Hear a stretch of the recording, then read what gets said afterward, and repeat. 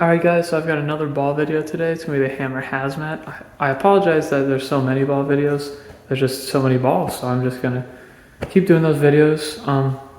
But the Hammer Hazmat is a very clean and predictable shape. It's got the HK Pro cover on it with a lower RG and I believe a mid diff. So yeah, here it is. Alright guys, so here's my layout for the Hazmat. Something pretty basic. I'm not really too sure what the numbers are, but just a very basic pin over the bridge layout.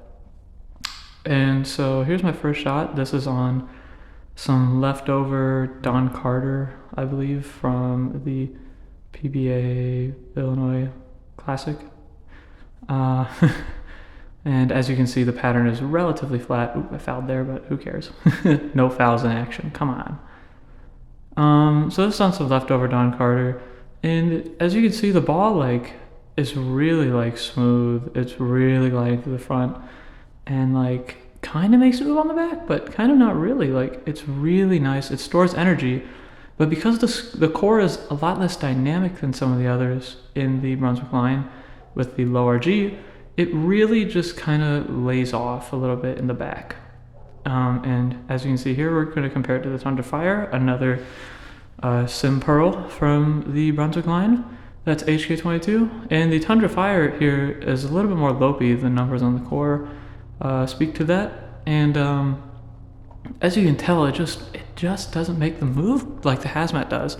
The Hazmat kind of spins up early, and the Hazmat will get off that spot and go left and get 6, whereas the Tundra Fire lays off.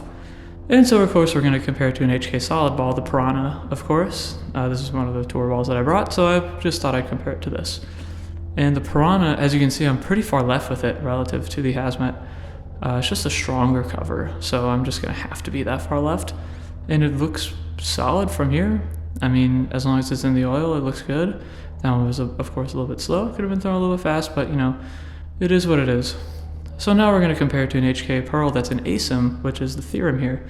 And the theorem for me, again, it kind of rolls out a little bit rather than hooks up and go, rather than a skid flippy, it kind of rolls out for me, like on that shot. I mean, obviously it could have, but see that was the skid flippy-ish kind of thing there that I was talking about. So never mind, disregard my comments.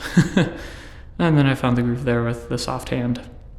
And of course, we're going to compare it to a more lopey ASIM Pearl, that's an HK as well, HK Pearl, which is the Paragon Pearl, of course. And as you can see, it's just really lopey. So my final thoughts with the Hazmat is that it is a really clean cover and a nice, smooth back end reaction. And you guys should get it in your bag.